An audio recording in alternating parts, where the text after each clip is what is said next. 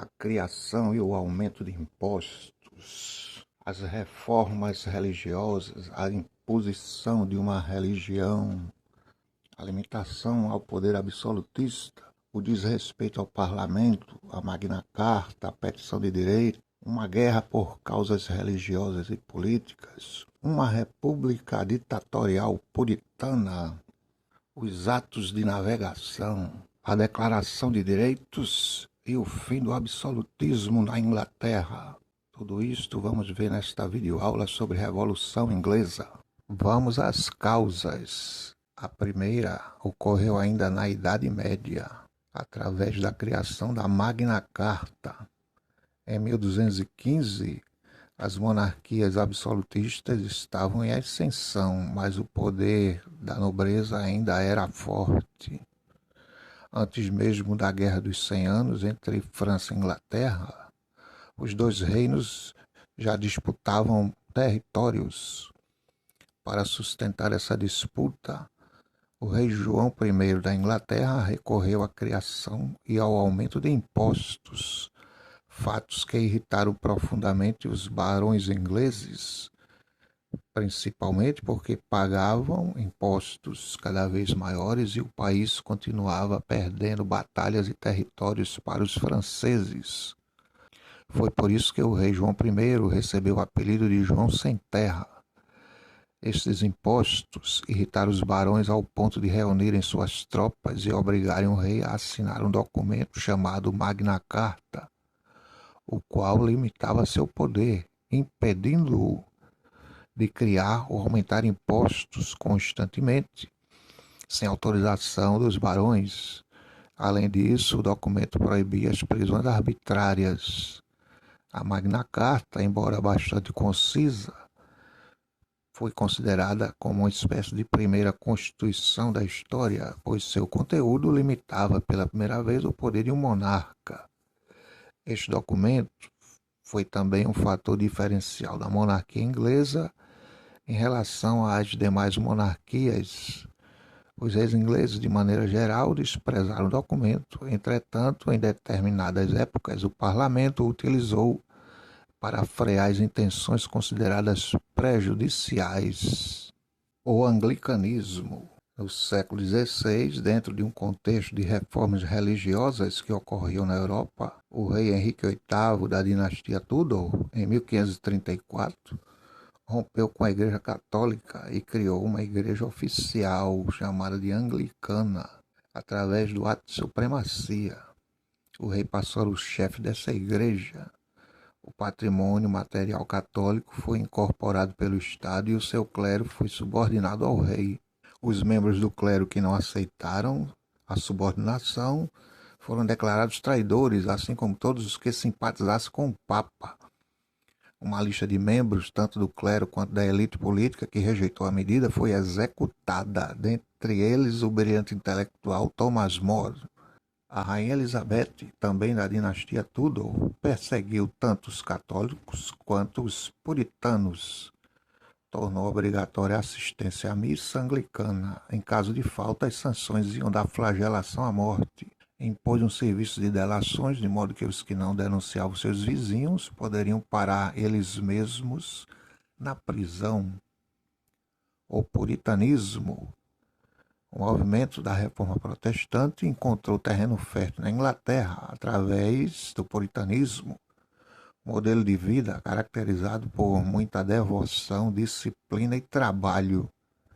O puritanismo era praticado principalmente por batistas, presbiterianos e congregacionais. Os puritanos também foram perseguidos pelos reis. Para o absolutismo, era conveniente que o povo seguisse apenas a religião oficial, no caso a anglicana, para evitar que alguma liderança aproveitasse o púlpito e influenciasse o povo a se rebelar contra o rei. A dinastia Stuart, esta dinastia, assim como a dos Tudor e assim como todos os reis absolutistas, defendiam o ideal do direito divino dos reis, ou seja, o rei está no trono por vontade de Deus e não dos homens. O rei não se submete a ninguém a não ser a Deus. Se alguém está contra o rei, está também contra Deus. O rei Jaime I também defendia a ideia de uma única religião, e essa seria a anglicana. Sendo assim, continuou a perseguição aos católicos e puritanos. Foi no seu reinado que ocorreu o evento da conspiração da pólvora, onde houve a tentativa de explosão do prédio do parlamento através do católico radical Guy Fawkes, o qual não aceitava nem o rompimento inglês com Roma, nem a criação da igreja anglicana. Já em primeiro, além de aumentar impostos e desrespeitar a Magna Carta, permitiu que os perseguidos fossem para o outro lado do Atlântico. Sendo assim, puritanos, católicos, anglicanos e qualquer um poderia emigrar para as futuras 13 colônias na América. O reinado de Carlos I, embora fosse anglicano, casou com a francesa católica Henriqueta Maria, fato que provocou desconfiança da nobreza. Carlos I fez um péssimo reinado. Todas as suas atitudes e decisões não levavam em consideração nem a Magna Carta e nem o parlamento. Ele sempre invocava o direito divino dos reis. Pouco tempo depois de assumir o poder, determinou a cobrança de novos impostos, sem aprovação do parlamento, e ao se envolver em conflitos externos, solicitou mais dinheiro para sustentá-los. Diante da negação do parlamento, Carlos I impôs a cobrança forçada de empréstimos, ordenando a prisão de quem se recusasse. A reação do parlamento contra esta atitude autoritária foi obrigar o rei a assinar um documento que, junto com a Magna Carta, reafirmava as liberdades dos cidadãos ingleses e novamente limitava o poder do rei. Em 1628, Carlos I foi obrigado a assinar a Petição de Direitos, documento que declarava ilegal qualquer imposto não aprovado pelo parlamento, proibia as prisões ilegais e o aboleto de soldados. Além disso, proibia a aplicação de lei marcial em tempos de paz. A Petição de Direitos, juntamente com a Magna Carta, deixavam bem claro que o rei deveria submeter-se ao poder do parlamento e ao poder da lei. Embora tenha assinado, Carlos I demonstrava através de suas ações o seu total desprezo por qualquer forma de limitação de poder.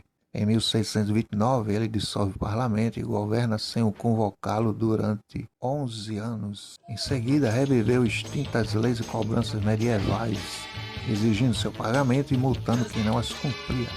Ele também impôs o ship money, um imposto que era cobrado apenas em cidades portuárias para financiar a construção de navios para a Marinha Real. O imposto passou a ser cobrado em todas as cidades do país. Para arrecadar ainda mais, vendeu títulos de nobreza para alguns burgueses, concedeu monopólios comerciais a um pequeno grupo de amigos, permitindo-lhes ter o controle exclusivo sobre a produção e venda de alguns produtos. Isso frequentemente resultava em preços exorbitantes para os consumidores. Tentou também influenciar o sistema jurídico, instruindo juízes a aumentar as multas e as penalidades nos processos criminais. Com essa atitude, o rei foi acusado de interferir de maneira indevida no sistema legal. O estopim da Guerra Civil. Em janeiro de 1642, o rei convocou o parlamento com a intenção de obter a aprovação de recursos para reprimir uma rebelião religiosa na Escócia, que era presbiteriana e não aceitava o anglicanismo. O parlamento, furioso com o rei, negou seu pedido. Em resposta, o rei tentou prender 5 membros do parlamento, ação que ficou conhecida como Grande Incidente. Isso provocou uma crise política e o aumento das tensões entre quem defendia o rei e quem defendia o parlamento. Como resultado, diversas regiões da Inglaterra se dividiram em apoio ao rei ou ao parlamento, e o país entrou em guerra em 1642. Nessa guerra civil houve confronto entre dois exércitos. O exército do parlamento, chamado de New Model Army, comandado por Oliver Cromwell, e o exército do rei, comandado pelo próprio rei. O exército-parlamento era composto principalmente pela gentry, que era a pequena e média nobreza puritana, e pelos homens, pequenos e médios produtores rurais, também em sua maioria puritanos. Aderiram também alguns membros da alta nobreza. Esse exército introduziu uma inovação a partir da promoção dos soldados de acordo com o mérito. Já o exército do rei era composto principalmente pela alta nobreza. Manteve o modelo tradicional, o comando estava sempre com os nobres, partindo do critério de ser filho da nobreza. As promoções de soldados eram raríssimas. A guerra trouxe consigo destruição e morte, uma série de batalhas, cerco de cidades, fome e doenças, resultando em enorme perda de vidas, cujo número de mortos varia entre de 40 a 100 mil pessoas, pois não há exatidão nesses números. Ao final da guerra, o exército real foi derrotado, o rei é preso, a monarquia é extinta e a república é implantada sob o comando de Oliver Cromwell. Essa república resultou numa experiência negativa. Cromwell era um puritano radical e foi chamado de Lorde Protetor e contou com o apoio do exército, governando com mão de ferro, perseguindo opositores, chegando ao ponto de fechar o parlamento. As principais ações de Cromwell foram os atos de navegação, uma medida protecionista que favoreceu a burguesia naval inglesa. Todas as mercadorias importadas ou exportadas pela Inglaterra só poderiam ser transportadas em navios ingleses ou do país de destino. Com essa medida, Cromwell estimulou e expandiu a economia naval inglesa, gerando emprego e renda, ao mesmo tempo que atingia em cheio a Holanda, dona de um vasto comércio marítimo. Furiosos, os holandeses declararam guerra aos ingleses. O rei Carlos I foi decapitado em janeiro de 1649. Cromwell dissolve o parlamento em 1653. Havia diversas facções e muitas divergências entre os parlamentares sobre os novos rumos do país. Isso dificultava a implementação dos objetivos de Cromwell. Além disso, era preciso consolidar seu poder e impedir o surgimento e fortalecimento de um novo líder. Cromwell dissolveu o parlamento e o substituiu por um conselho escolhido por ele mesmo. Cromwell separou a igreja e Estado e a igreja anglicana deixou de ser a igreja oficial da Inglaterra. Cromwell fechou teatros de prostíbulos, motivado pelo seu puritanismo radical. Censurou livros para controlar o que era publicado e disseminado. Muitos livros considerados imorais ou contrários à doutrina puritana foram proibidos ou destruídos. Os católicos foram perseguidos, desencorajados de praticar sua fé. As celebrações litúrgicas foram proibidas e elas ocorriam em ambientes fechados. Sendo um puritano radical, Cromwell impôs um controle de costumes, procurando controlar a maneira como as pessoas se vestiam e se comportavam em público. Cromwell proibiu festividades religiosas. Na visão do puritanismo radical, festas religiosas como Natal e Páscoa eram consideradas católicas. Os anglicanos também sofreram restrições. Muitos clérigos anglicanos foram expulsos de suas igrejas e substituídos por líderes puritanos. Cromwell perseguiu também dois movimentos, o dos niveladores e o dos escavadores. Os niveladores defendiam a ideia de que todos os ingleses tivessem direito ao voto, e não os membros da nobreza. Os escavadores defendiam ideais de igualitarismo radical, propondo uma visão utópica da sociedade, na qual a propriedade da terra seria compartilhada por todos. Além disso, Cromwell invadiu e anexou a Irlanda entre 1649 e 1653. Após a morte de Cromwell, seu filho Richard assumiu o poder. Entretanto, não tinha o mesmo apoio político e militar do pai. Acabou sendo deposto pelo movimento de restauração monárquica para a elite política inglesa e até uma parte do povo. A República foi uma experiência negativa, radical e desagradável. Carlos II foi convidado para assumir o trono. Ele restabeleceu o anglicanismo e, ao mesmo tempo, impôs restrições aos puritanos e católicos.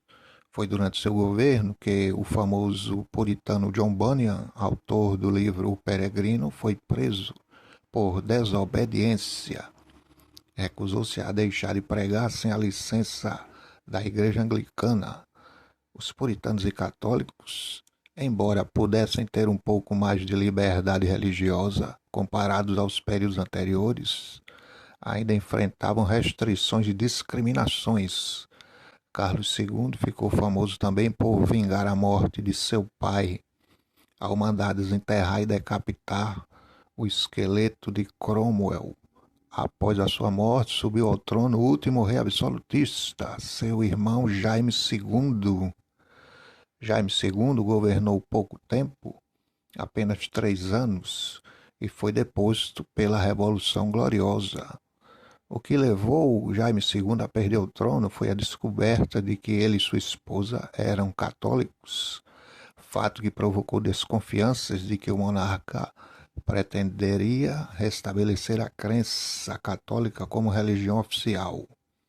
Sendo assim, o parlamento, com o apoio do exército, convidou o príncipe holandês Guilherme de Orange para assumir o trono, desde que assinasse a Declaração de Direitos, Bill of Rights, um documento onde ficou definido de maneira geral o seguinte: o rei ficava submetido ao parlamento e à Constituição, garantia de direitos individuais básicos, tais como vida, liberdade e propriedade privada, autonomia do poder judiciário, retirando as interferências do rei, criação de um exército permanente. O rei não poderia mais obter recursos públicos para uso pessoal sem aprovação do parlamento. Qualquer lei só poderia ser sancionada com a prévia autorização do parlamento. Garantia do direito do cidadão portar arma para autodefesa. Em relação à liberdade de crença, o Ato de Tolerância de 1689 garantiu alguma liberdade, mas com restrições para os católicos. O saldo da Revolução Inglesa, essa revolução inspirou outros países a também criarem modelos de governo com alguma semelhança, tais como a Constituição e o Parlamento acima do poder real, ou seja, fim do absolutismo. Criação do parlamentarismo, modelo de governo que tem também sua versão republicana, onde o presidente é chefe de Estado em lugar do rei, mas quem governa é o primeiro-ministro. Liberdade econômica com o fim do mercantilismo, liberdades civis, tais como a de opinião, expressão e imprensa. Essa revolução deu liberdade econômica a tal ponto que a Inglaterra foi a pioneira na Revolução Industrial.